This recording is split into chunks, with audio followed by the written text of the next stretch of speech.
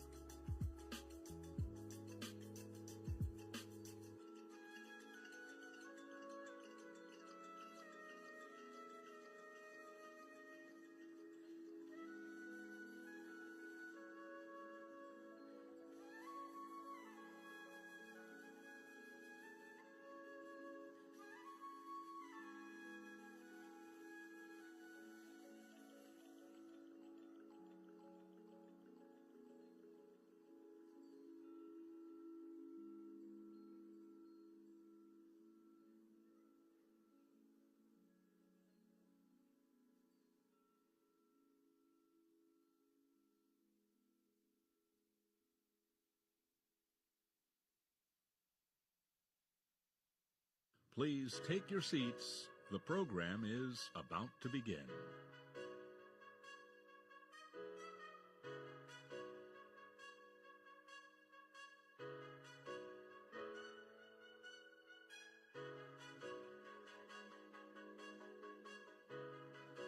Please welcome to the stage Bloomberg's Lisa Mateo.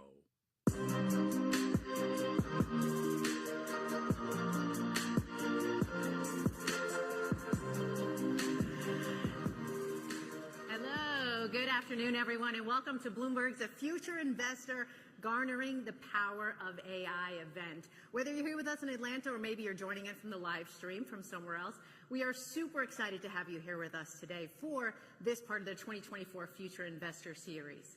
Now, it's no secret, right? Artificial intelligence is set to transform the way we work. You have tech giants, you have industry leaders. They're investing money, they're investing talent into this industry. International Data Corporation, their analysts, they expect AI spending globally to exceed $500 billion by 2027. You have Elon Musk, who's saying artificial intelligence will be smarter than humans. You have Jamie Dimon, who's saying that artificial intelligence will start to transform society. But with all that said, how do you ensure that this big investment that you're making will bring you a return on that investment? So those are some of the questions that we're going to answer for today. You want to do it in a way that's scalable, in a way that's safe, in a way that's affordable as well. So some of the topics we'll talk about today, we'll talk with different executives about how they're implementing AI and how they're getting that return on their investment, how they're helping the customer experience. We'll talk about implementing AI and how that can give you that competitive edge. But also the panelists today, they'll discuss some of the benefits, some of the advantages, but at the same side, we'll talk about the challenges that they've gone through and how you can kind of head off those challenges. So before we get things started, we have a few announcements to get through. First off, I want to thank Invesco QQQ. Without them, all the conversations that we have out here for today would not be possible. And you'll also be hearing from them later in the program, so stay tuned for that. And I also want everyone in this room take part in the conversation. If you notice, there are QR codes on your table. All you have to do is scan it, put in your question, and we'll try our very best to get those answered for you up here today. And finally, yes, social media. I know a lot of you are on it. Maybe I'll be following some of you. But use the hashtag #TheFutureInvestor. We'll also be posting some highlights at Bloomberg Live. So if you post anything, any pictures, if there's some insight that you thought was interesting that you want to put out there, be sure to tag The Future Investor and Bloomberg Live. All right, with all that said, are we ready to get things started for today? Okay, let's bring out our first group of executives. They're going to share how they've implemented AI and they're improving their business operations and enhancing the value to their customer. Please welcome to the stage Jason Maynard from Zendesk and Ramon Soto from Northwell Health.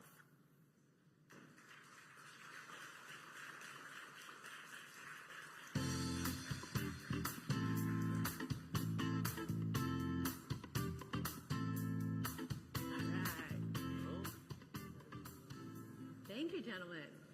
So customer service is a big part of a lot of people's business, for yours especially. I want to start off with you, Jason, because you talked about Zendesk and how you have access to a lot of this data that shows the different trends that your customers are doing, what they're looking into. So if you can talk about who your specific customer is, kind of describe that difference. Sure. And also talk about what you're seeing, some of the trends and how you're using AI to leverage that. Yeah, definitely. So Zendesk is a customer support, customer experience platform. We have about 130,000 customers globally. Our platform handles about 2 billion customer service interactions every year across those customers. So we really get sort of a bird's eye view into some of the trends that businesses are having, how CX is changing from sort of the priorities, challenges, things like that, but also a lot of the customer trends, how expectations are changing, what's happening globally in different regions. And rather than just having a survey that gets that feedback through our customers' lens, we can actually measure that in a lot of ways through sort of anonymized benchmarking and things like that. So that's where a lot of our sort of insights come from. One of the biggest things that's happening right now is where the technology's at. We've hit a hurdle rate in a few different functions that are really going to foundationally shift customer experience.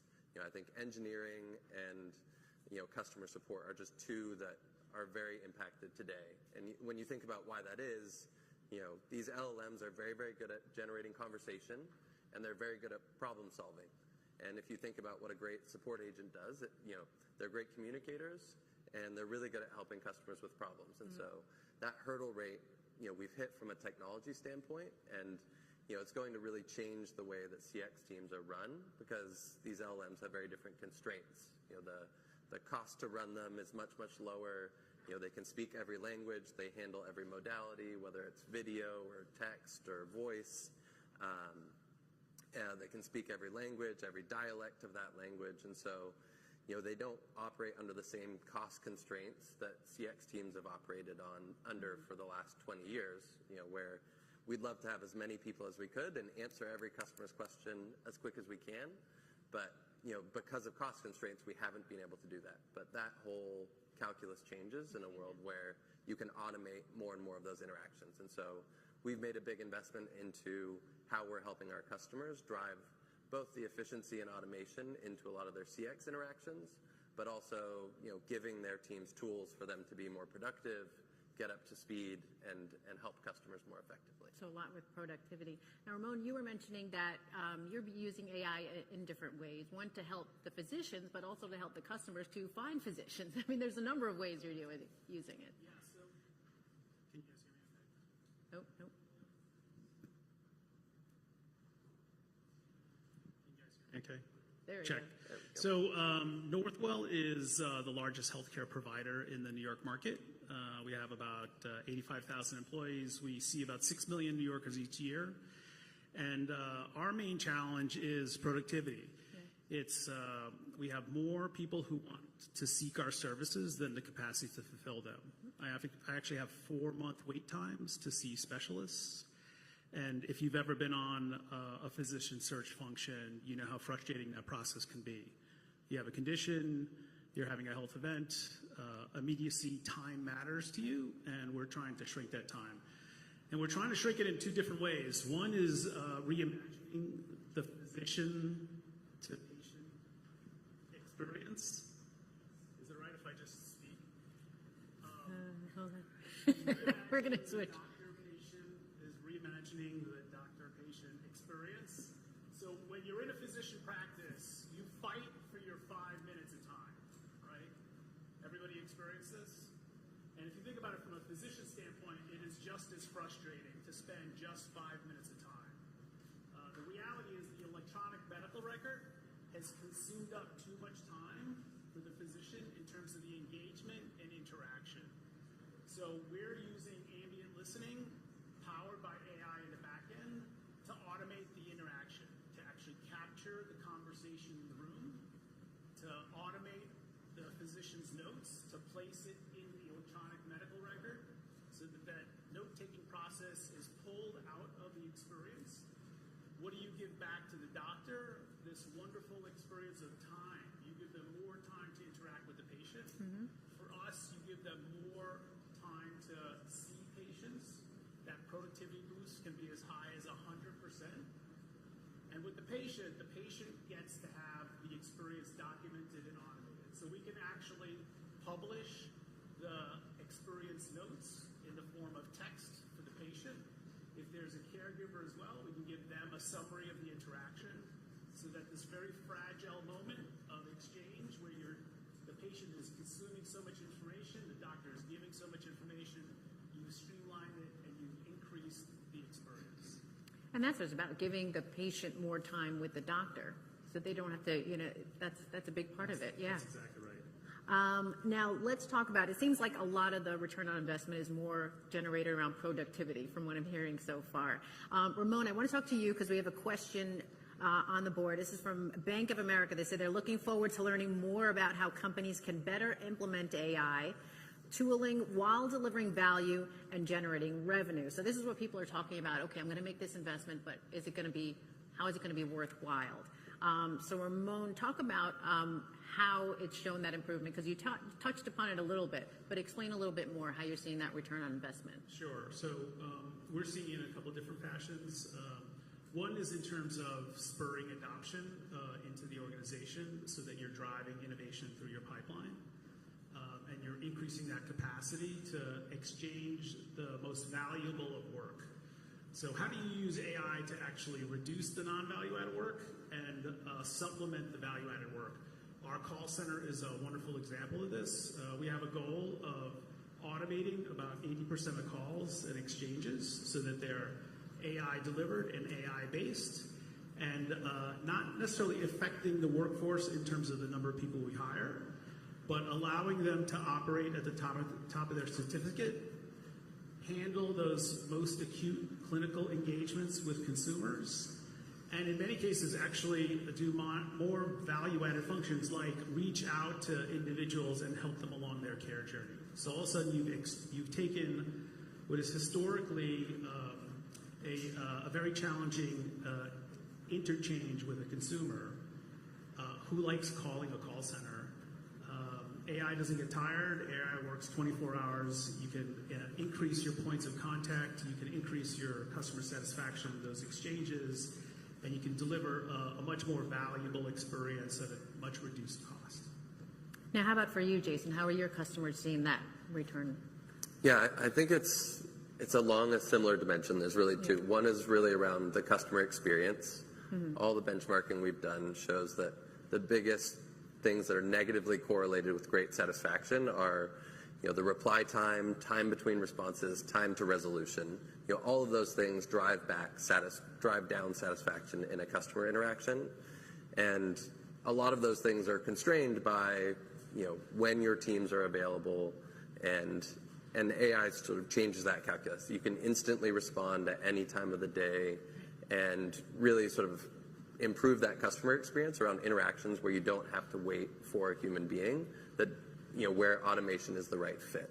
And so along the customer experience line, that's really driving sort of a better interaction, better brand loyalty, and just a better experience with your customer base.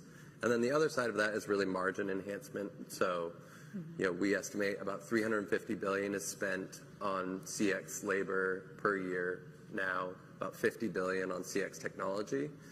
And I think there's just huge opportunities to think about how to optimize some of that spend and improve operating margins in the places where that automation makes sense. And for people who don't know what CX technology, can you quickly? Yeah, so that's really the whole tech stack that's supporting your support operations. So contact center tooling, telephony, products like Zendesk, that whole space, that whole stack that supports that. We think that there's just some of that labor spend will shift to technology spend around LLMs, inference costs, the technology to actually drive that automation, but there'll also be optimization within that spend over the next few years. So. Now, what about when it comes to, because everything seems good and we're doing all these great things to help productivity, what about some of the challenges that you've seen as you started this, when you first started implementing AI? What are some of those, and how did you deal with it, Jason? Yeah, so I mean, I'm usually helping our customers with those challenges, but that's your job. But yes, exactly. So I think some of the biggest challenges is I think customer support teams historically has been a people business. How do you scale your teams to support your growing customer base? Right. And historically have been very maybe underinvested in from a IT data perspective, and now we're at the shift where all of those sort of like core foundational skills are really, really important to, making your investment in AI successful. And so I think there's a lot of CX teams that are thinking about how to reskill, how to bring in new people with system integration knowledge, with data analytics knowledge that are able to sort of like understand what's happening, understand the metrics, design the systems, bring in the right data. And that's just a new motion for a lot of our customers. And so that's often, where we're coming in and trying to help them, use a tool that's easy to implement, administer, but also work across the organization to bring in the right data from product and engineering and content and marketing to sort of enable the automation that they need within their business. So having that data all in check and information. Definitely. Ramon, talk about one thing you had mentioned when we were talking earlier is about this fear of the unknown, trying to get over that as well. I'm sure there's other challenges too that you've seen. Yeah, so, we're in this early phase, very early innings of what is AI, how does it define the future of work, what does it mean to work today? And I think like anything new, there's this fear of adoption.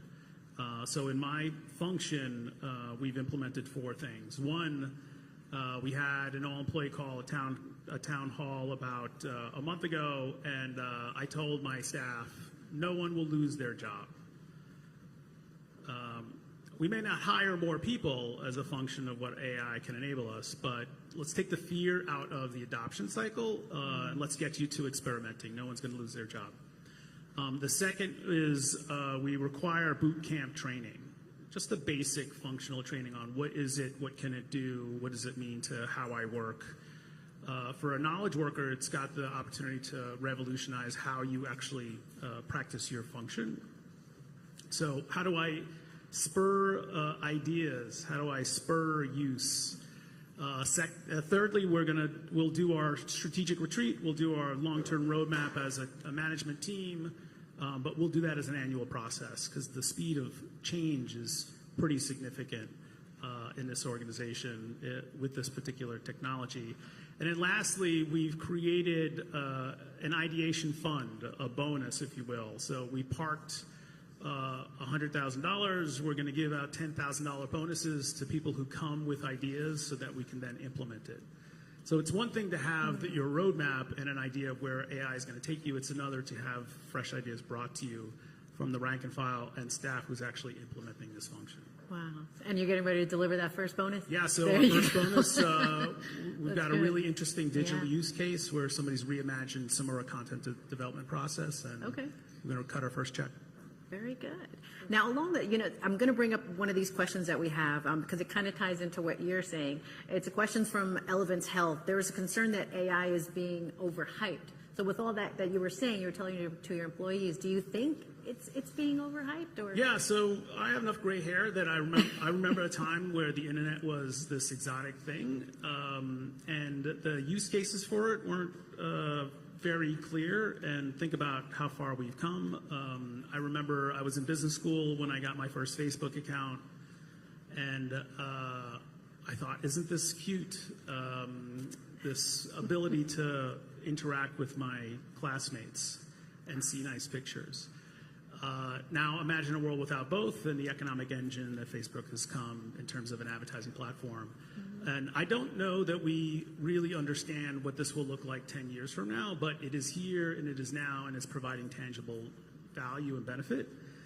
And I do think the speed of change is one of those things that you're either going to be ahead of this curve or you're going to be a victim of it. And it has a tremendous opportunity to displace much of what we traditionally do as knowledge workers.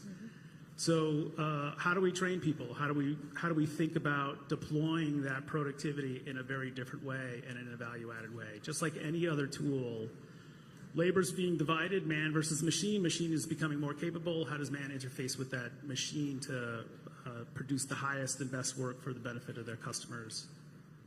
And speaking, you're talking machine. If we look ahead to the future, something you said stood out to me, Jason, when you said one day, bots are going to be talking to each other, machine-to-machine interaction. I mean, is that where the future is headed? Are we there already? And where else do you see it going from here? Yeah, I mean, I think it's closer than we think. It's good timing. It was just Apple's WWDC yesterday. And we saw sort of where Siri is going, right? And Siri, all of a sudden, these models, have the capability to have memory. They have access to the different tools we use in our personal lives, whether that's your email inbox or iMessage or SMS, and they're able to interact with those tools. And so I think not only will businesses see more automation within their business, I think personally we're going to see a lot more automation in our lives. The ability to say, I'd like to return the sweatshirt that I ordered last week to Siri and have it be able to find that email, find the order number, and write an email to that back to that company to start a customer service interaction. that's going to sort of change the whole dynamic of, these sort of painful tasks we have in our day-to-day around, reaching out for support or doing an exchange or these types of things. A lot more of that will be automated.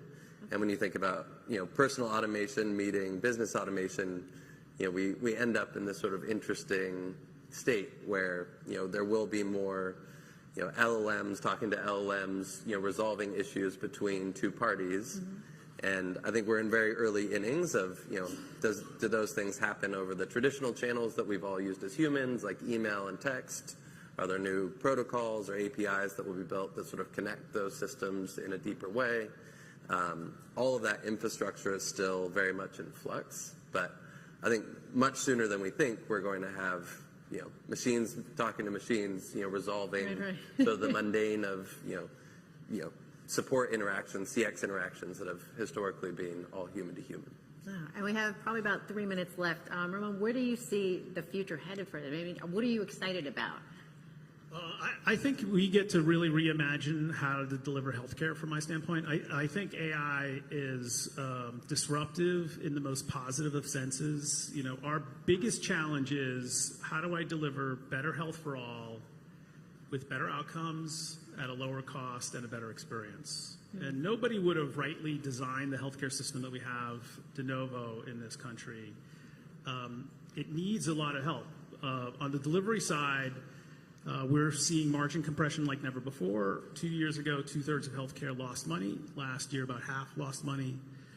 There are only a few tools that are going to help us really reimagine how do we connect people, how do we connect to patients, how do we rethink our workflows, how do we do that in a way that improves the experience. And I'm super excited about where AI has taken us. Excellent. Gentlemen, thank you very much. It's been a pleasure. Thank you. Lisa. Thank you. And you can head out this way. Oh, this way. Yeah. Thank you. All right. We are continuing on with our program. Next up, we're going to hear from Invesco QQQ on how they're rethinking innovation. So please put your hands together. Welcome to the stage, Invesco's Ryan Maglio and Bloomberg's Michelle Lin.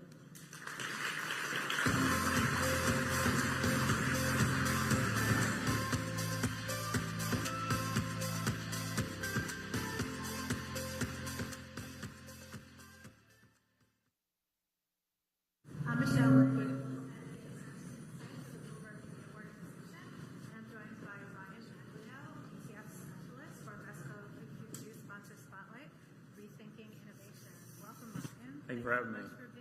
I appreciate it. So we're just going to jump in. As a quick reminder for everyone, can you tell us what QQQ is? Yeah, sure. So QQQ is an Invesco ETF that tracks the NASDAQ 100. The NASDAQ 100 is the 100 largest companies that are non-financial that sit on the NASDAQ stock exchange. And NASDAQ has done just an incredible job at attracting these companies that are very forward-thinking and innovative, and QQQ has provided access to those companies for investors.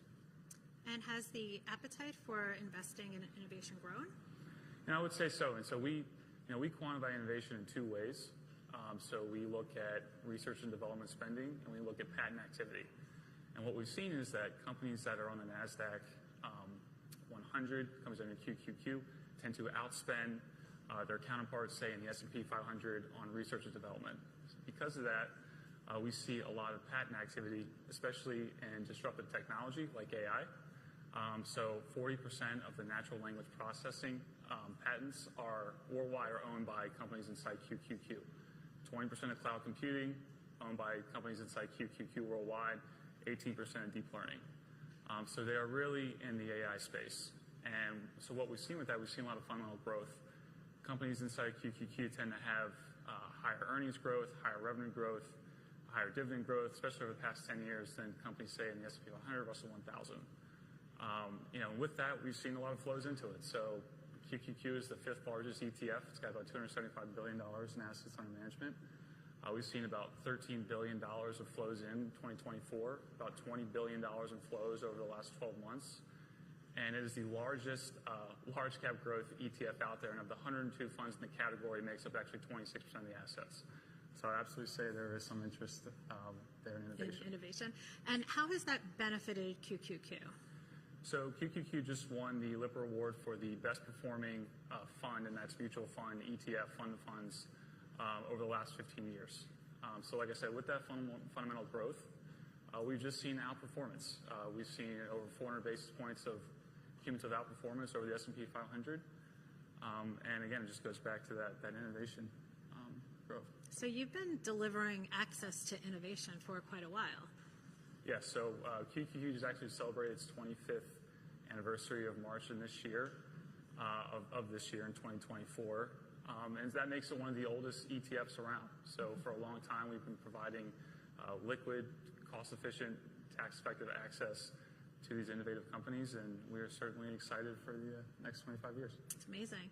Well, Ryan, thank you so much for sharing your insights on Rethinking Innovation as part of the Invesco QQQ Sponsor Spotlight. Awesome. Thanks for having me.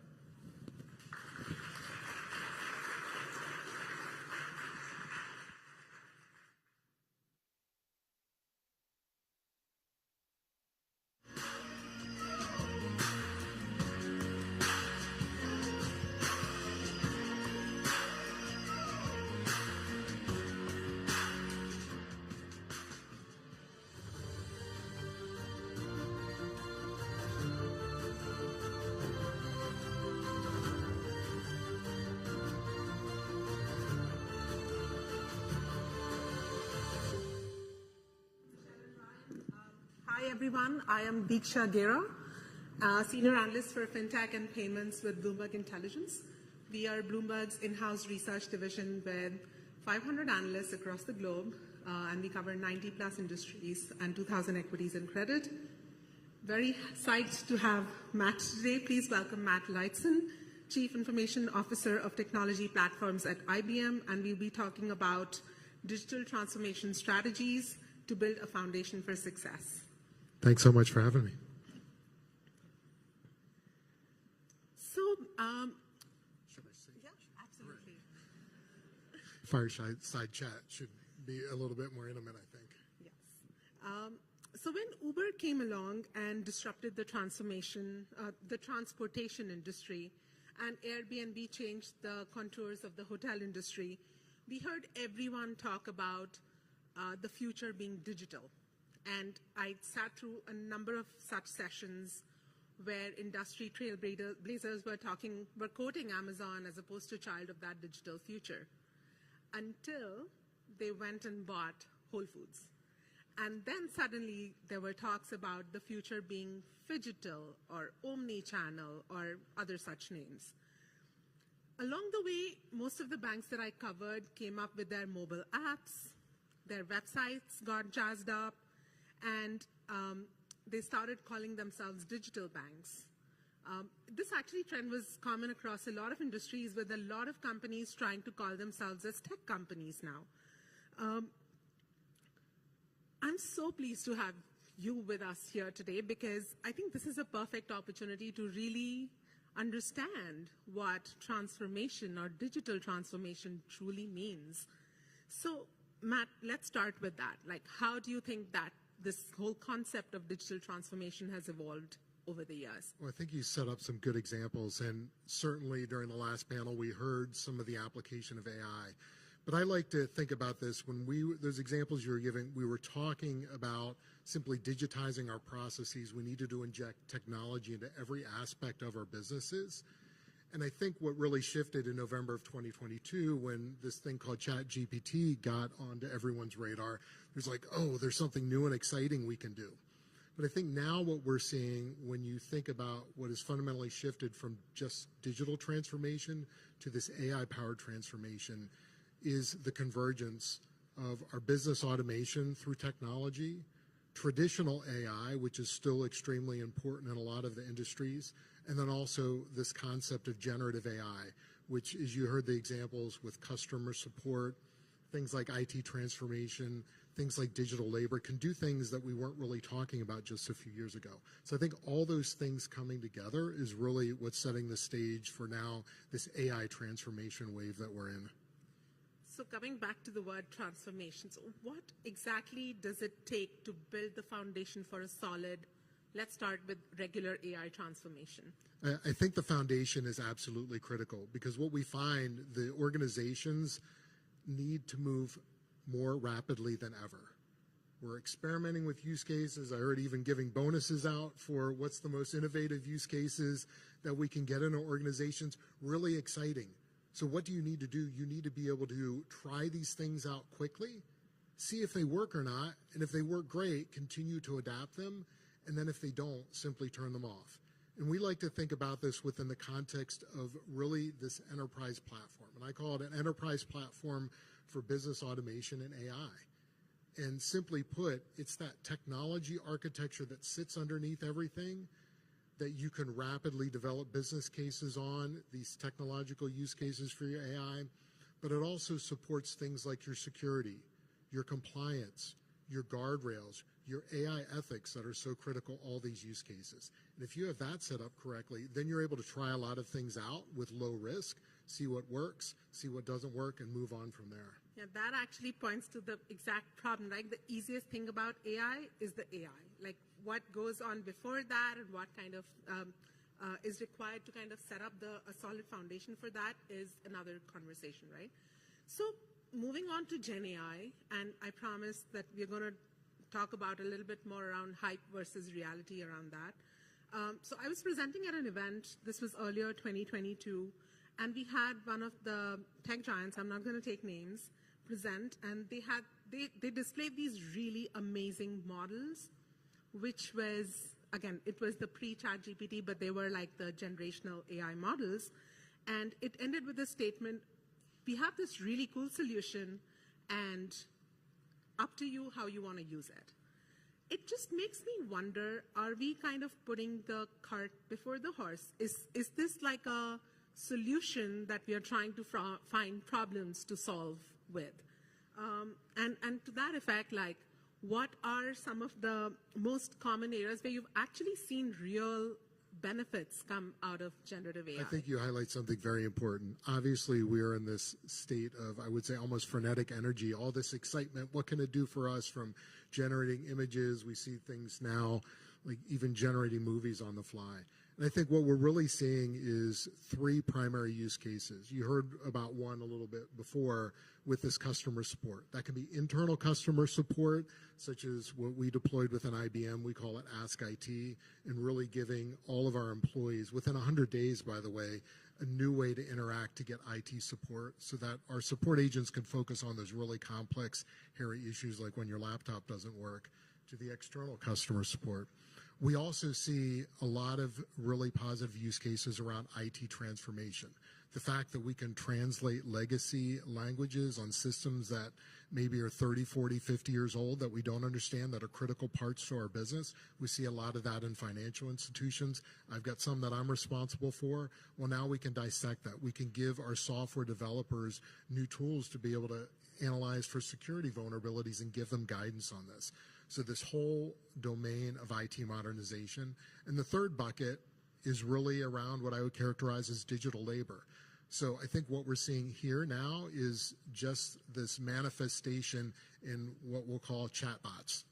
Everyone's got a chatbot. I think I saw one organization deployed 3,000 chatbots for everything.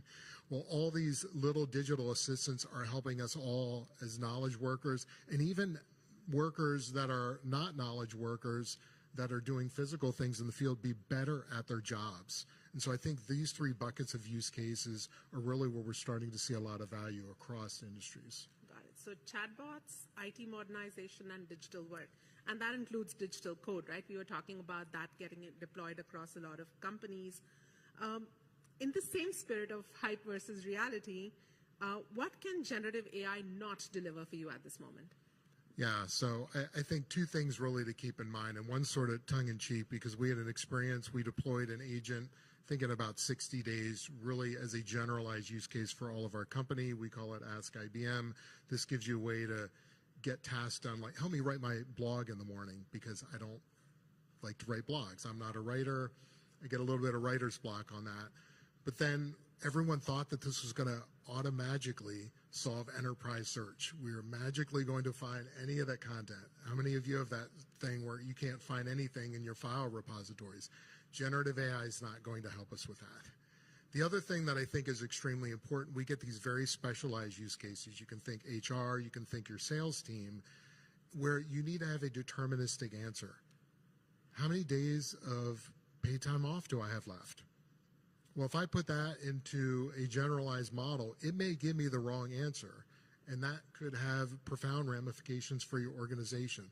So that starts to highlight the necessity for combining this business automation, connecting with your data and your systems of records with these large language models that can then interact in a new and different way. But they all need to come together so that you just aren't throwing the next iteration of an LLM at a specific problem. Understood. So you mentioned about IT modernization, right? Like there are a lot of firms whose tech stack is still not like the latest tech stack and modernized on-cloud infrastructure. How should firms with legacy infrastructure think about this AI transformation, and are there any midterm solutions that they can run with? Well, I think it really comes down to two things. Can you get at your data in a modern way? And there are lots of technologies. I understand this isn't a tech talk. You need to be able to access your data in a secure way. And then this concept of this enterprise platform is absolutely critical so that you can have the software developers, engineers, and even we're starting to see non-software developers, people that are experts in functions like HR, like your finance, like your tax, not just coming up with the ideas, but actually building the solutions. The tools are out there. You need to have access to your data in a secure way. And what's all tied into that is this concept of AI ethics. I need to be able to trust the AI that we're putting out there. And so we spend a lot of time incorporating AI ethics review up front of our business cases so that AI is not making decisions for people. It's not replacing people, but it is augmenting that human capability. That's extremely important. And then what we call our 3 pillars of AI: trust and transparency. And that's trust. Do I understand all the data that went into the model? Am I accessing and seeing results that I, as Matt, should be able to see for my organization? Because there's some things that are, let's say, corporate sensitive that I may not be able to see. The second component is fairness. So is the AI evaluating the questions you're asking it in a fair and unbiased way? And you track that at the beginning, but you also need to track that over time as the AI is potentially learning with new and different use cases. And the third pillar is really what we call explainability. So do we know how the AI is arriving at his answer? And as we put these 3 things together, I think those are really the combination of the foundation of the technology stack that's required for any organization to get off the ground and be able to experiment really rapidly. Yeah, I think that's a very relevant point. Like, this is not a point-in-time solution. You need to keep reevaluating your models. That's right. To see if there's incremental bias getting built as they're training on different data types. And to your point, how does the firm culture need to evolve as you're undergoing this AI transformation? Well, I think, and we heard some of this in the last panel, where you need to get comfortable with people working with the technology, make them feel comfortable also that they are not going to lose their jobs. This is a great time for raising the bar of everyone in the organization with new and enhanced skills. So we're taking some of the similar actions that you heard before. But there's also this notion of how do I try things out very rapidly in this agile, experimental way. I've got a hypothesis. I'm going to evaluate my use case on time to value, and I'm going to have this platform on which I'm going to build it. But you've got to do these rapid iterations. So the example of Ask IT that we did, we built that in 100 days, but we weren't done there. That only handled 70% of what we needed it to handle.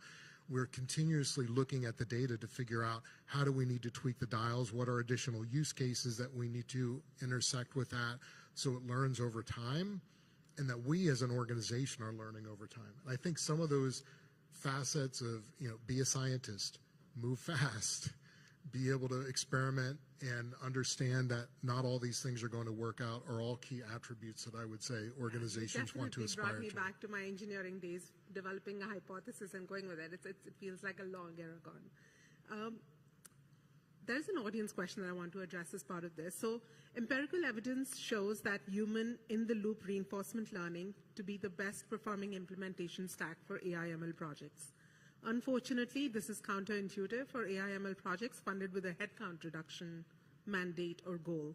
Can you share some views on how to present and justify human feedback into your AI ML projects? I think it gets into a little bit of what I was just mentioning here. It's like, let's not talk about taking headcount out. I mean, I think that's the wrong conversation to have. Let's talk about how we are scaling our organizations to grow much more effectively. And as part of that, we need skills. We need people that understand what the AI is looking at. How do we train this in order to come up with the best results? And that's where the reinforcement learning comes into play. That's a very interesting point. So if you're going on to pitch an AI project with headcount reduction, you need to build new KPIs to evaluate the success of those projects, in short, right? I think we're coming closer to time. I had asked you, I gave Matt a little homework to do. You did. So. I passed failed actually the first test when she asked me this during our practice session. Yeah, so I'll pose that question here. If you had to project the future, what am I doing today in my day-to-day work that'll completely change over the next 5 years? Yeah, so I did what I think any reasonable person today was. I asked 5 friends, and I also asked my 3 AI friends, my 3 famous AI chatbots, what they thought. The good thing was none of the AI came back and said they were planning to take over the world 5 years from now. And they all talked about benefiting humanity. So I'll take that with a sigh of relief. To say that. They probably trained to say that. It was kind of interesting, though, when I asked some of my colleagues and friends, and they came back with things like, hey, I'm going to be happier at work because I get to focus on the things that I am most excited about and not some of these mundane tasks we get involved in. And then an interesting thing happened because we had some people come up with, well, this will help me plan a better vacation. I immediately went to, well, this certainly better help me get my wife the gift she wants on our anniversary, which I don't have 100% on that, just to be fair. But what struck me is that as we are able to leverage this technology to be better humans, to be better humanity, in things like medical care, things like rapid drug discovery, things like helping us to live longer, that is really profound. And I think that's where we're going to see a lot of these real interesting use cases once we're done with this productivity. And I think that also gets back to the points I was speaking about earlier. That's, if you think about how AI is going to intersect with our daily lives and making us live longer through different techniques, trusted AI becomes even more important than we're even thinking about it today. So I'll give you my example. My 8-year-old has terrible handwriting, and my husband keeps backing him up, saying he's going to type most of his corporate career anyways. Like, why do you badger him to write well?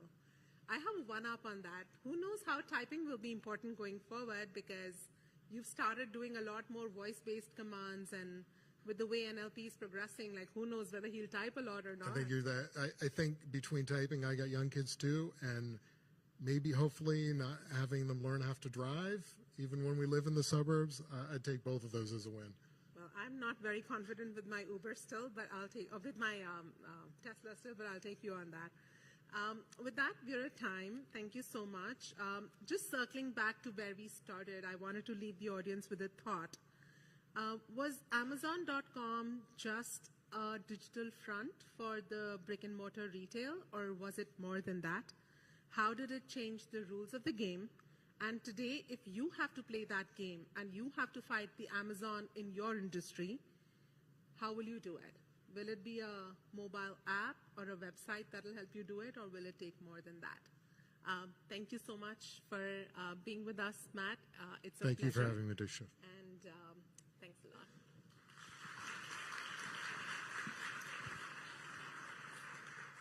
After you. I'm staying. Okay. So in our next panel today, we are exploring how AI and data analytics can lead us down the path to unleashing hidden insights and drive informed decision-making in our financial lives. Please welcome our panelists on stage. Wendy Cai-Lee, founder and CEO of Piermont Bank. Welcome, Wendy. And Manav Mishra, Executive VP and Chief Data and Analytics Officer at Regions Bank. Welcome, Manav.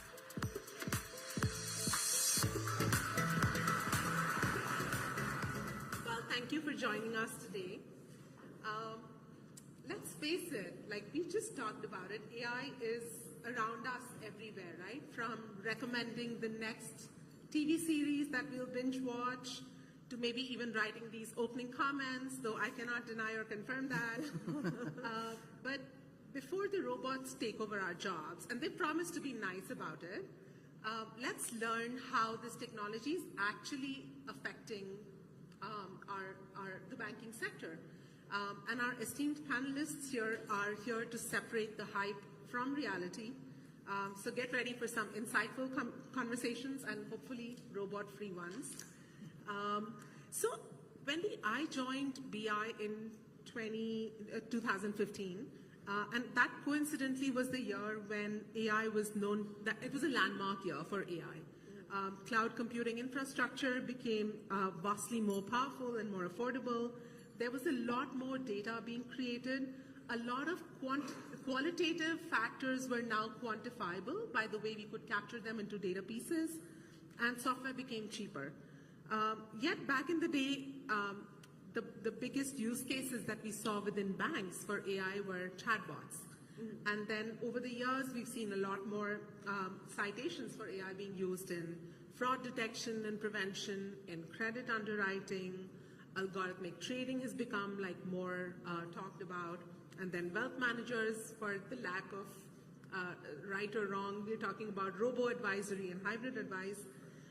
What part of your business is AI really supercharging, and what are the use cases that you've seen and found to be helpful?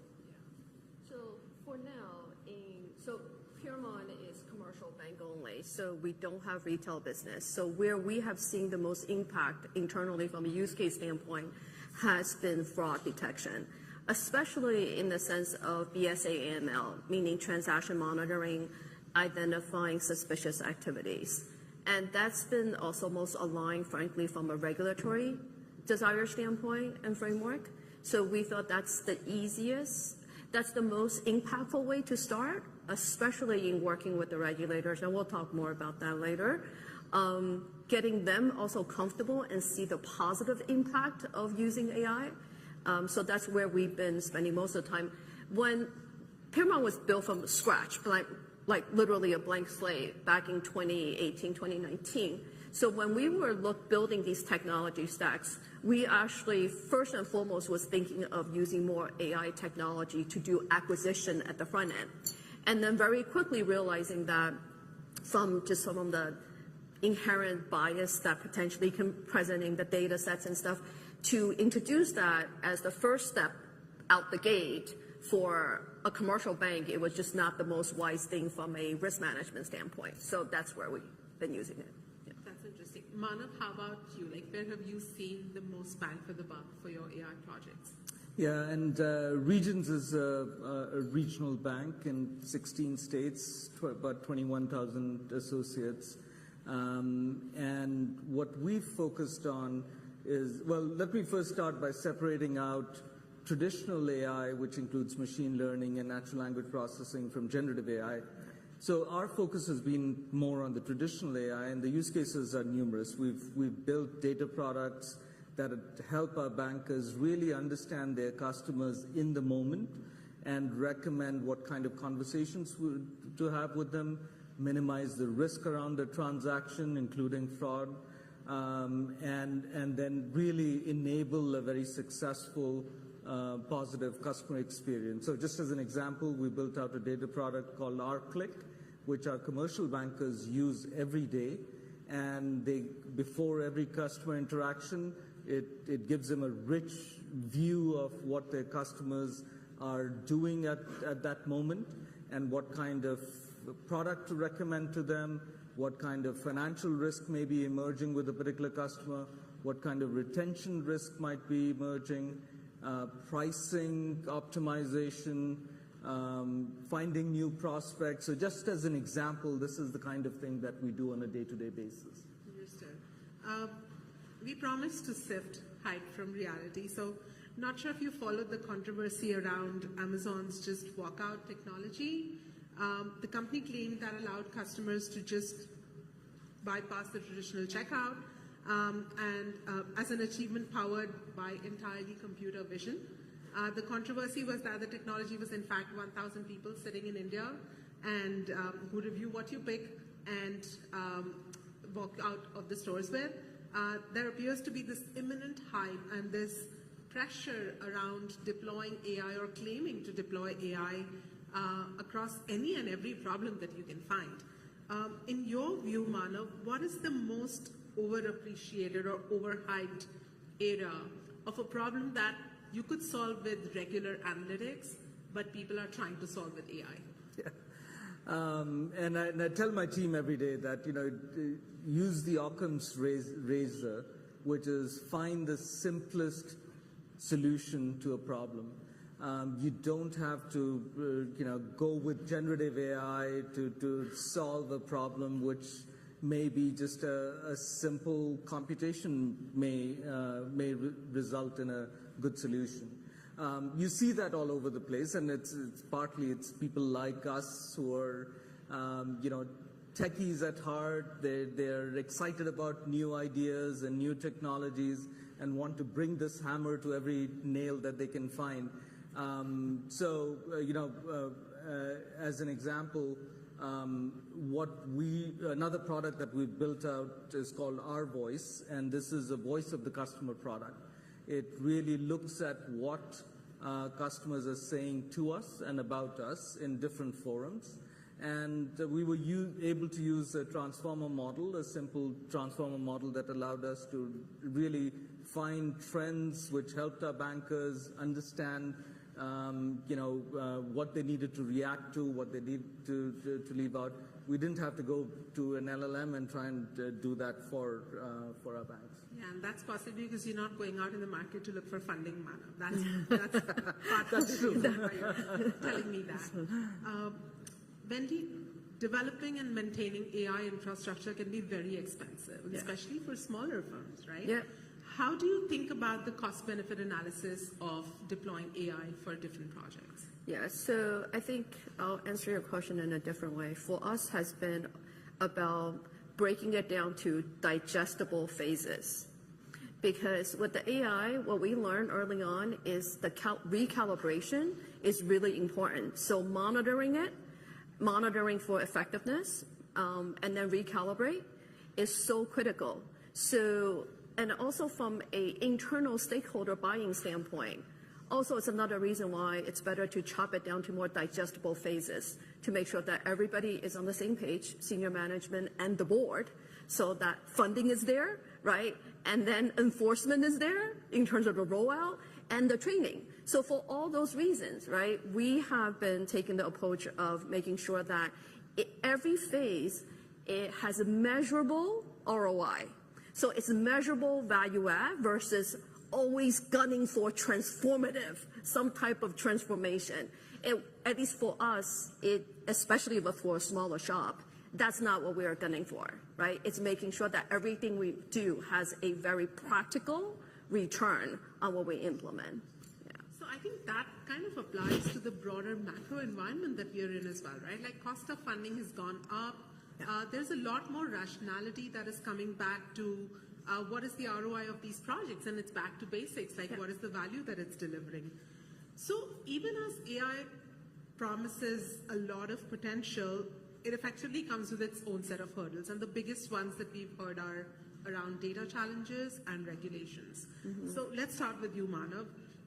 One of the most important considerations is data. What sort of challenges have you seen, be it around security risks and data breaches, or around data quality and integration that you have seen, and what are some of the solutions that you've kind of come up with? Yeah, so you've outlined the two big issues that you have to be concerned about. So one is that the quality of the data going into your AI has to be pristine.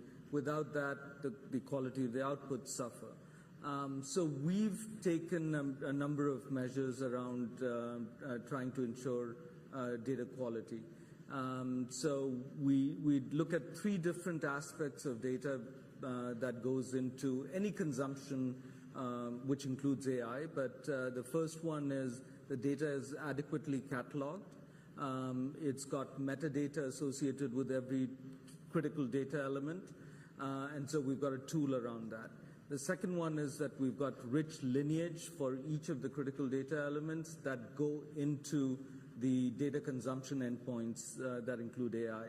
And so we've got a tool that lays out the lineage, and then you're able to then look at each of the points that the data is being touched on and what controls you have around that.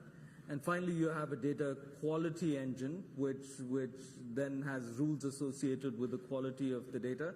So whenever an element gets entered in which is outside the range or anything like that, there are alerts that are fired. The second aspect is the security of it, and our Chief Information Security Officer does a tremendous job in putting the controls around customer data particularly. And even though we're taking our first steps into using the cloud, etc., the same kind of controlling environment exists to protect customer data from leaving the bank. So. Yes, I think third-party LLMs can unintentionally reveal sensitive information, especially when it's presented with prompts or instructions. So having that foundational layer of data infrastructure and security, as Matt also pointed out, those are like the foundational steps before embarking on any AI journey. Another thing that we've discussed is around RAG's approach to kind of prevent and secure the information that your LLMs are kind of able to spit out. Coming to regulatory hurdles, Wendy, what are some of the considerations that you have to keep in mind while using LLMs? And you've had some experience with that too, with the regulators. Yeah. So I think it really does vary in terms of where you are implementing and digesting AI. So in the world of wealth management, where your products, or forget just wealth management only, but I think if your product is being delivered to the consumer versus corporate clients, commercial clients, you have different sets of regulations that are consumer protection driven, right? So it is really important that everything, what I just said, is that overlay that in terms of the risk framework, right? Every bank has a enterprise risk management risk assessment, and that's approved by the board. So as you think about AI, you really got to integrate and incorporate into your overall enterprise risk management assessment. And then from that, you need to make sure that whatever you are implementing, it truly reflects that in the procedures and the process and the delivery of your products, if there's any AI embedment in there. So, and without communicating that clearly to the regulators during examination and audit, I can guarantee you criticism. How's that? At the very minimum. And actually, if I may just add to that, so what we've done at Regions is created an integrated AI risk framework.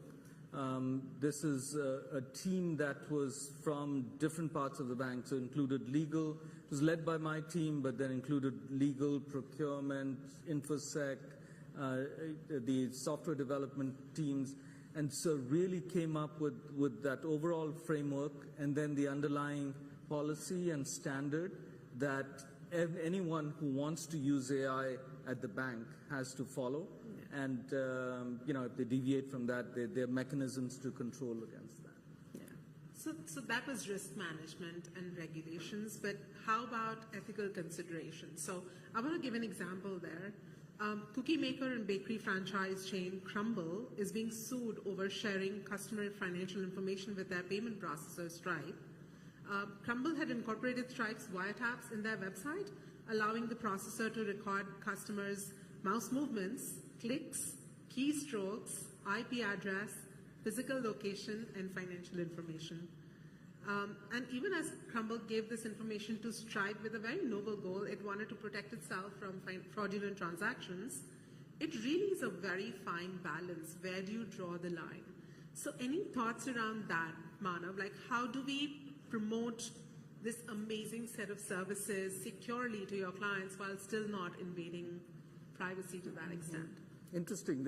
So cookies of two different kinds came together in that situation. crumble, which my daughter loves, by the way. In terms of ethical AI, so our risk framework is based on a set of ethical principles, and they go back to the governing principles at Regions, and which includes do the right thing, focus on your customer, and those are incorporated into how we look at AI as well, as we look at all technologies. So what we've then gone and done is built on top of that, and again, we've brought in tools that help us look at how we are monitoring the performance of our models, so that they're not incorporating variables that may end up with disparate impact to a particular demographic or specific customers. We've got our risk framework, which most banks have, all banks have, first line of defense, second line of defense, third line of defense. The second line of defense does an independent review of all of our models. Compliance looks at all how those models are built and what their performance is going to be like. And then our audit function then audits each of those models as well.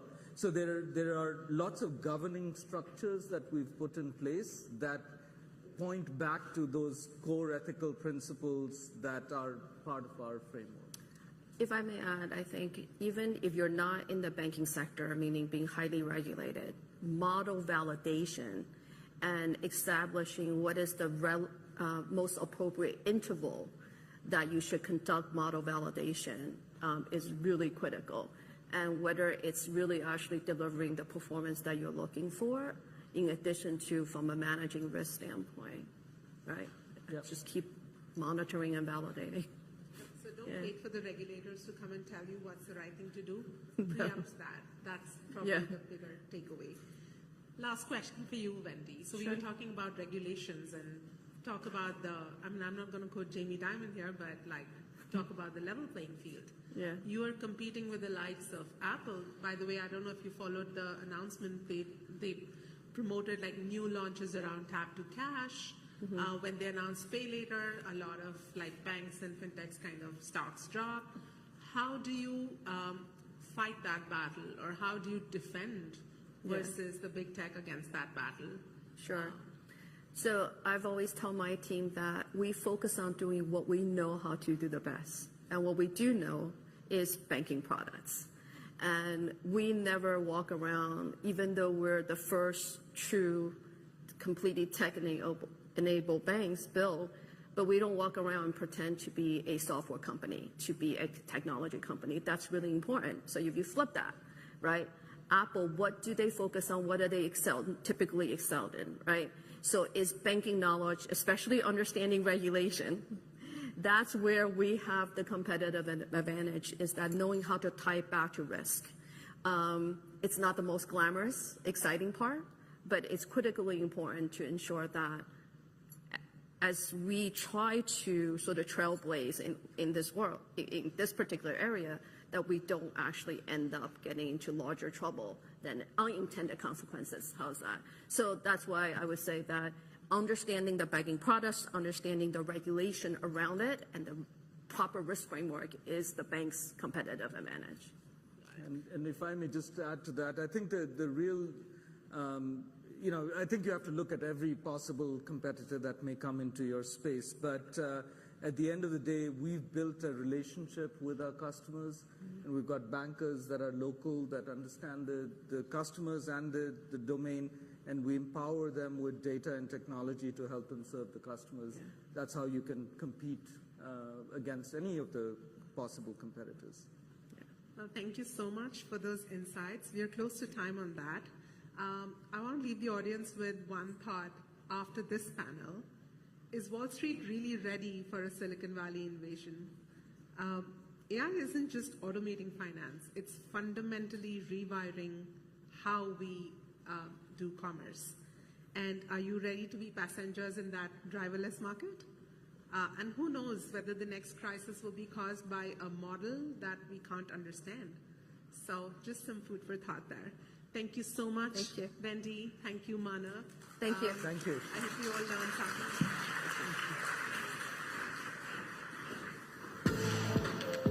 I'm now handing over to Bloomberg's Atlanta Bureau Chief, Brett Pulley, who will lead our next conversation on real-world examples of AI in the enterprise. Thank you so much for being a lovely audience today.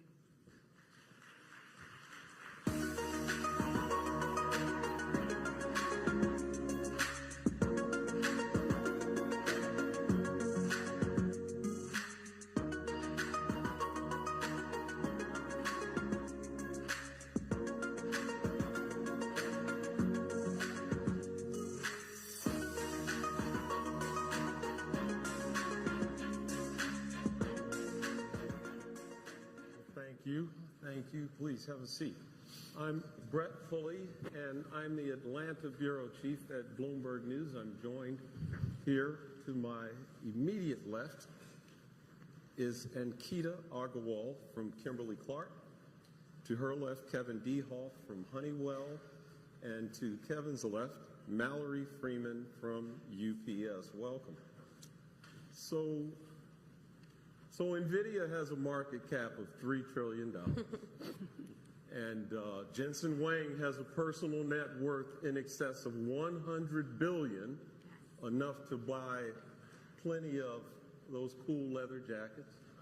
And I guess it's game over, right? We can all go cower in fear of the robots.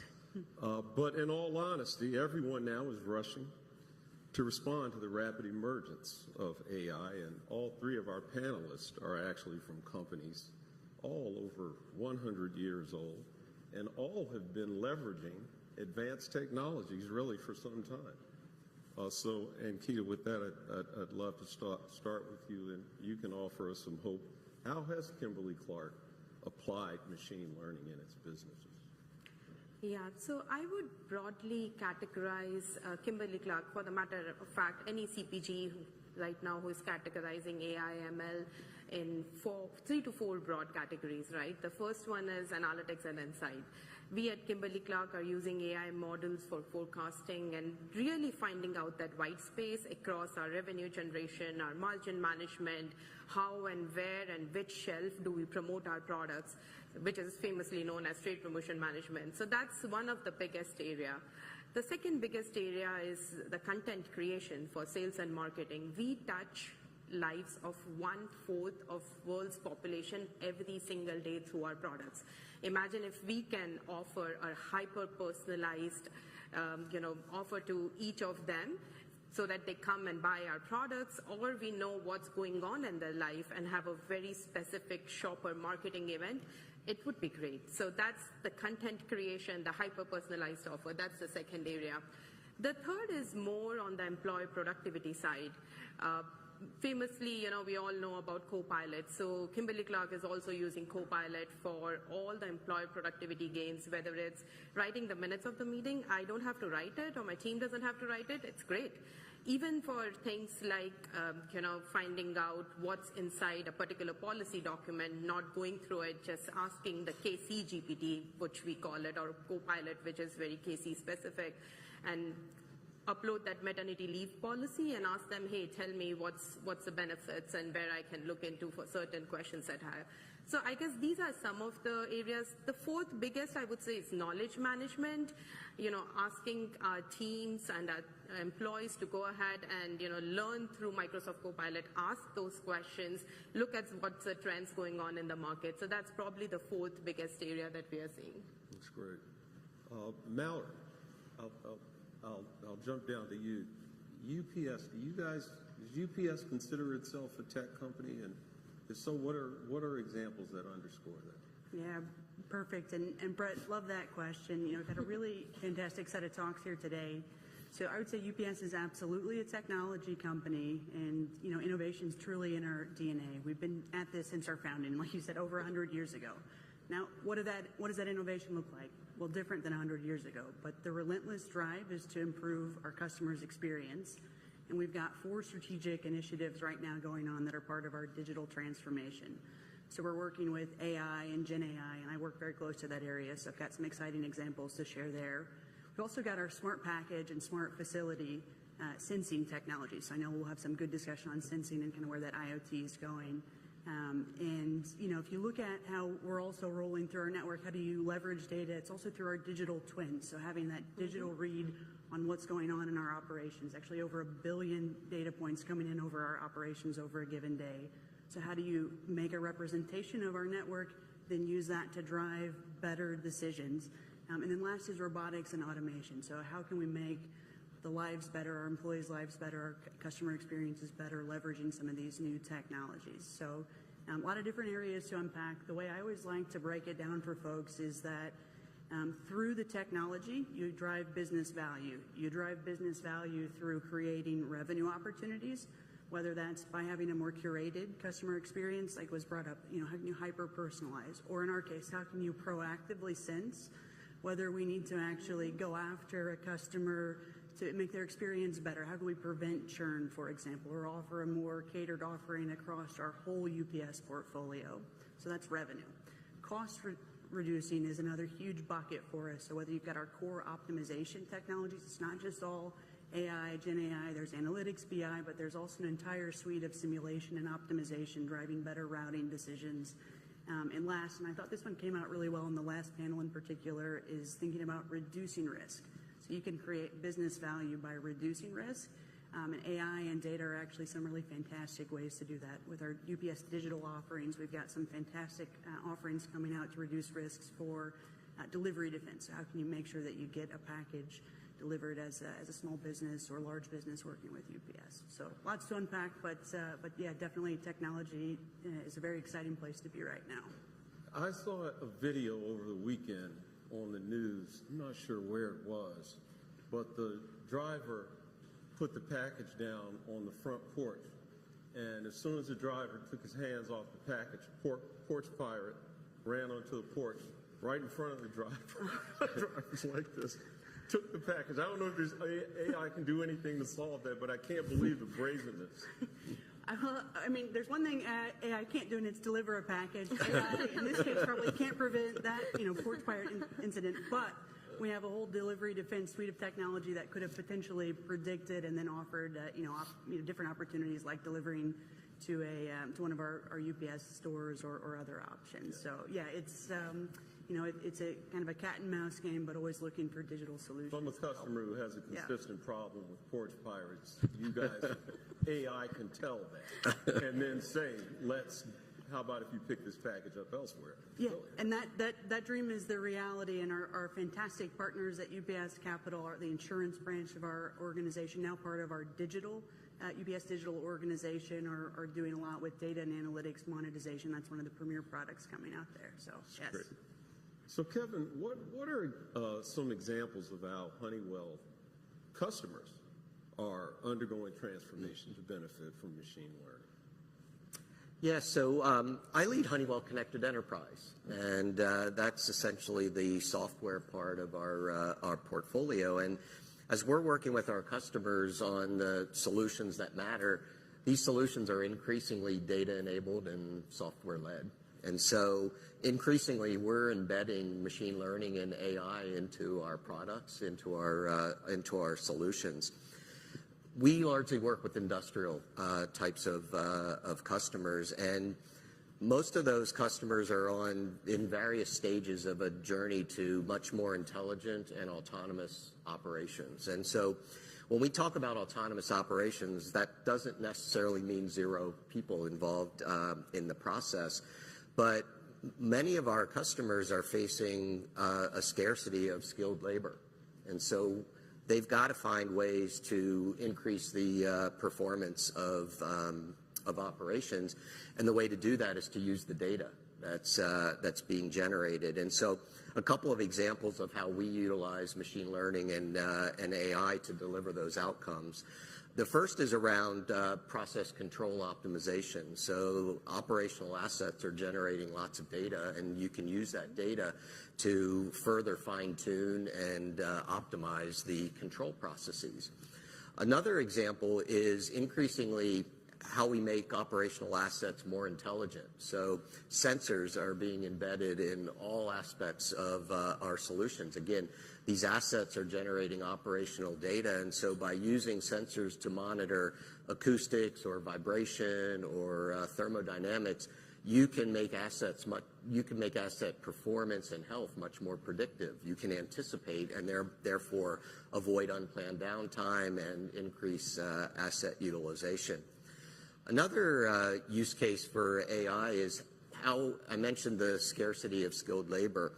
How do we reduce the time to expertise for a worker? And so by utilizing AI, you can increase worker situational awareness, and you can provide guidance. That is how to, many jobs in the field come with 30 years of expertise. It takes a long time to develop expertise, and so how do we shorten that time? Well, we provide work guidance and best practices to the worker. And maybe the final example would be increasingly around remote operations. And so how do we increasingly make operations autonomous? And we can therefore optimize not only at a unit or a facility level, but across an entirety of an enterprise. Another example of where remote operations is incredibly important is that it takes workers out of potential conditions that are detrimental to the health and safety of a worker. So think about an offshore oil rig. Very hazardous conditions. It takes time to fly workers back and forth.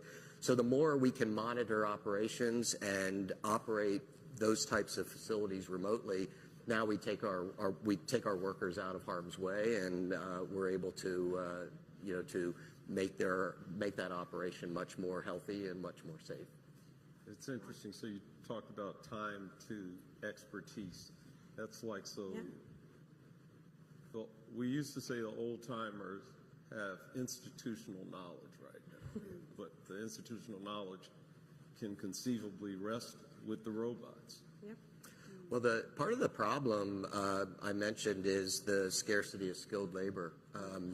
There's a whole set of things that our customers. First of all, the demographics are working against us in terms of the age and the composition of the workforce.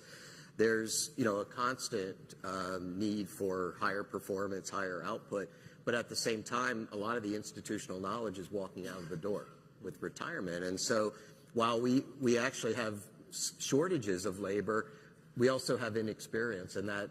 I talked about 30 years of expertise walks out of the door. You replace that with someone who doesn't have that level of expertise. So instead of 30 years, how do you reduce that time to expertise and get them to a fully functioning expert as fast as you possibly can? Well, using the data and using AI and providing guidance as to how to conduct a particular task is one way you can do that. It's always a burning question, right? How is this impacting the workforce, the labor market, from your perspective, Ankita? How is it augmenting the workforce, or is it killing jobs? It's definitely not augmenting the workforce. What it's taking away is the repetitive task and the administrative task, right? So nobody as a human wanted to do the same task again and again, which is more laborious. So that's what AI comes into picture and does some of those activities. But the output that is generated, and I think in the first session we talked a great thing about AI model and output, the output that's generated, the actions on top of it, what to do next, that's still all human and workforce. So, our CIO famously said that AI can do everything, but can it build brands like Huggies, like our brand? No, it cannot, right? It still has to be people like us, an organization like us, who have to go out and do that. But yes, can it help in creating the content for it or giving us the white space for it? Yes, it can do that, but it cannot replace the workforce at all. Yeah. So Mallory, will we see robots driving those big brown trucks? I mean, you guys did a great. Certainly from the perspective of the union, an amazing contract, right? Last year for drivers, I mean, the pay is so tremendous for starting drivers. If I were a better driver, I would have applied by now. Was that part of the negotiation? Is that a part of the work rules in any way that are drivers, in fact, looking for some assurance that they won't be replaced by robots? Well, and I'll go back to what I'd said earlier, which is AI is not going to deliver a package. So we're looking, I agree with augmentation and kind of fully agree that really the promise here is about improving that employee and customer experience. That can be reducing some of the repetitive tasks or potentially, finding ways to innovate, whether it's a cross-border package, or make the, quite honestly, make the jobs more safe to operate. So my dad was actually a UPS pilot for 20 years, so definitely have kind of the in-house feel there. And I think technology, whether it was making safer crew schedules, or really finding ways to just help the workers that are out there, that's a core focus for us. Yes. So I would like to hear about consumer products a bit and AI. Ankita, it's my understanding you guys are able to use artificial intelligence to creatively find ways to place products, etc.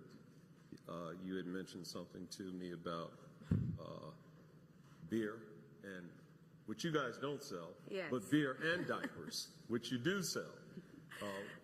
Please. So there is a very interesting case study, and if you Google, you'll find it. It goes all the way back to 2012, 2013 sometime, where one of our largest retailers figured out that if you place beer right next to diapers in a city where most of your shoppers are male, aged between 30 to 40, the beer sale will go up by 35%. Why? Because when he goes to buy diaper, he feels a sense of achievement that I've done the task which my spouse asked me to do, and now I can reward myself by buying a beer. So now that was long back when we didn't have AI models and all, but now you pull all that data. A retailer can put all that data, figure out what can be placed next to where, and then, they get all these insights. But this was done with all the manual inputs that they had and some very smart people looking at it, these kind of shoppers and what they are buying together. Yeah. And with technology today, those kinds of things, I guess you can do. Yes, definitely. A recurring theme seems to be safety. And the benefits that come as it relates to safety as a result of AI, and certainly in big industrial settings, safety is so paramount. Kevin, I would think with many of your customers, safety is a major issue. So talk a bit about how AI is enabling customers to enhance safety in the workplace. Yeah, look, I think first and foremost, it comes from what I talked a little bit about earlier, is the more we can use data and intelligence to augment how the worker is conducting their task, but increasingly taking the worker out of hazardous situations and hazardous tasks. I mentioned the offshore oil rig. Another would be, a lot of the field service operations in some, chemical processing plants or oil refineries. To the extent that that we can understand what the data is telling us about the operations, we can either predict anomalies, or when we have an anomaly, we can make the worker more efficient in getting in and out of the situation. So I think that's one aspect of it, is the health and safety of the worker. I will also talk a little bit about security overall, and we talk a lot about living in a connected world and all the great things that you can do by connecting assets, taking data to the cloud, and creating opportunities for operational performance improvement. At the same time, and we operate in an operational environment, at the same time, all those connections represent vulnerabilities for cybersecurity. And that, I believe, is becoming an increasingly important aspect of how we ensure that those operational assets are protected from potential cyber security vulnerabilities and threats. And so when you think about it, the bad guys are using AI to get smarter and smarter about, detecting vulnerabilities and taking advantage of them. So we're actually increasingly utilizing AI to ensure that we understand what those vulnerabilities are. And in an operational environment, protecting operational assets from cyber threats is different than in an IT environment because you got to make sure that you don't upset the operational aspects of the asset. And so we use AI to understand what's an operational anomaly versus what's an actual cybersecurity threat or vulnerability. And so using AI to separate the noise from the real vulnerabilities is an application of AI that we've been utilizing in our cybersecurity solutions. And that cybersecurity solutions business is no doubt a growing business for you guys. It's in my connected business. It's the fastest growing part of the portfolio, and there's an increasing attention to the operational part of it, protecting critical infrastructure, protecting potentially hazardous facilities. I would argue that the value at stake of lost production, the potential harm to workers, harm to local communities is actually much greater, and therefore it's getting increasing attention in terms of our industrial customers wanting to protect those operations. Yes. Here's a question from the audience, sort of a question. It's a statement, but we'll make it a question. Is there a concern that AI is being overhyped?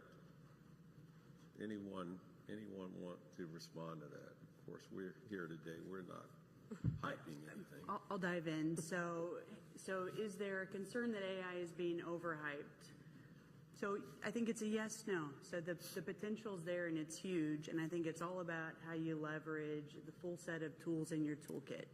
AI might be the new and shiny one, or might be one that you already have decades of experience in, and probably both, especially for some of our more established industries out there. But it's really about how do you weave together your sets of technologies in a way to provide, again, value. And just to give an example of that, the hype is real when it comes to a solution we have for cross-border solutions. So if you're a small package, small business that needs to move packages across a border, that can be a very cumbersome task when it comes to knowing all the different custom laws that are out there. We're leveraging AI and natural language models to be able to help predict the harmonized code. That's actually the key to unlock that cross-border. It's part of our next-gen brokerage, and it's a case where the technologies come into play and is creating value, especially for those small, medium businesses that are critical. But are there blog posts out there or, set of expectation management discussions happening? For sure. That's the reality. Yes. All of your companies, as we said at the top, have experience in this space, have evolved along with the technology. What advice can you offer to those who are on the verge of implementing AI into their operations? Yeah, I can start here. So I think the first and foremost is educating your users, right? The change management aspect of it. So as we were mentioning, the first threat is AI going to replace my jobs? No, that's not true. But how is it going to bring that benefit? So that education is extremely important. And second thing is ethical AI. We talked a little bit about the security threats that we are talking about and the safety from Honeywell perspective. But there's an example out there where, one of the CPG companies, research and development employee, actually put the research out there saying, I've built a very innovative product which is 10x better than my competitor. Can you tell me which market and segment, customer segment should I target? Now, the intention was very simple. Where should I start selling it? But what it did, it actually put all the research and the materials that they were using, which made it 10% better. And it was grabbed for every competitor out there to figure out what they are using and what they are going to come up with. So this is where the training part of it and the ethical AI, the policies, the governance, the rules and regulations that everyone should be following comes into picture. So those are very overlooked. We all jump into talent, we all jump into technology, infrastructure, but I guess the whole education and change management part of it is very critical. Yes. Kevin, advice, lessons learned? Yeah, maybe I'll even go back a little bit to your previous question. I do believe there's some hype there, but I have to say I think that AI is here to stay. Yeah. And the thing that's really surprised me is the pace at which it's become a part of there's not a customer that I talk to that doesn't ask the obligatory "What about AI?" question. And so I do think it's here to stay, and I do think that that my advice would be is don't get too far behind the curve. Maybe don't get too far out in front of it, but don't get too far behind it. I do believe for our types of customers, the productivity value at stake is massive in applying AI. I don't think it's a silver bullet, and AI eats data, right? And so I think combining AI with a clear understanding of the use cases and how they will create value with an understanding of the domain and the data structures. And then I couldn't agree more that in the end, the way you capture the value is understanding the change management aspects of this type of a technology disruption. So it's not a silver bullet, but I do think the productivity benefits are going to be massive. Mallory, advice or lessons learned? Yeah, so I think my co-panelists here have covered it really well. So I would say, it's a time to be excited about the future. And we talked about already on the panel the importance of people, the importance of technology, having that strategy for your data, your analytics, and your AI to create value is critical. And, the part that just, I think, deserves maybe a double click or just another reminder is the importance of trust in your models and responsibility. And that already came out as well. But I want to just say that's something we take seriously at UPS. We've got a leadership framework called our AI guardrails. And that's really a systematic, there's 5 guardrails in place that actually let you, kind of across different functions in the organization, look at how the technology is being applied. So ethics, security, compliance, responsibility across the entire AI development lifecycle, and then a culture of responsibility. So really looking holistically at bringing the different stakeholders together to deliver the value, but do it in a way that keeps your partnership as an organization the kind that can keep you in business for years to come. Yes. So while we have about a minute, I'll ask you all if you'd like to take a stab at this question, and maybe we've answered this to some extent. Is there one example that you can offer where AI helped you identify a solution that precisely fit the customer's need, desire? Is there anything that comes to mind? Other than helping them decide that they wanted beer when they were also buying diapers, which is a wonderful example. Yeah, so I'll dive in and just say, I think we're still kind of seeking those places where you bring it together. The place that has the most potential is our UPS digital umbrella. We're on this quest to become the best small package provider in the world, and that also means being the best logistics partner out there. So you're looking at not just offering delivery, but logistics partnership. So what I think is exciting here is really thinking about any problem that you have to solve in your logistics umbrella. We've got a solution in-house for that. So how do we connect and find some of those places where we can unlock our internal value for customers externally? The example I gave on cross borders, I think a pretty strong example of that. We talked about porch pirates and doing predictions. There's a whole set of problems in inventory management, routing control that AI optimization and others can make a play for. So, yeah. I can give you an example around energy consumption, energy optimization. Honeywell, we're a controls company it's in our DNA, it's our history. So it's our control systems that operate buildings or warehouses or chemical processing plants, whatever it might be.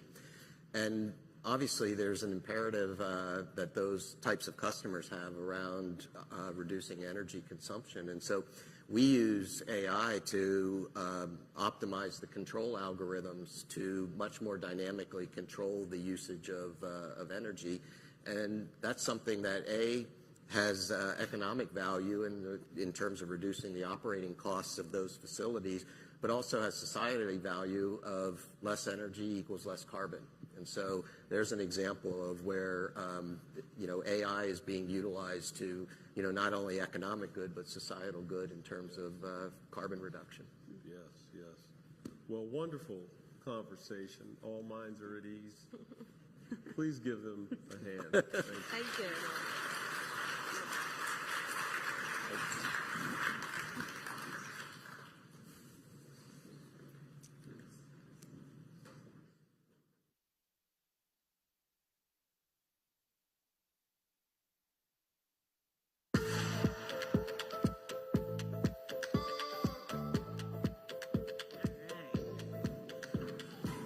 All right. Thank you, everybody. That concludes our content portion for today. I just want to thank all of our speakers who were here with us today, our moderators, and also thank you to all of you for putting in your questions. It makes our job a lot easier for you to ask all those questions. But most of all, I want to thank our sponsor, Invesco QQQ. If you would like some more information about them, head to Bloomberg Live. And there you can click that resources tab and you can find some more information there. And also, if there was some information that you might have missed or you didn't get a chance to jot down or someone said it too fast, you can go back and you can watch it. You head over to BloombergLive.com and you can go to the Future Investor 2024 and you can rewatch it there on demand. Once again, thank you all for joining us here. You can join us now. We have some networking, some cocktails for you to enjoy. And for those of you on the live stream, have a good night. Thank you.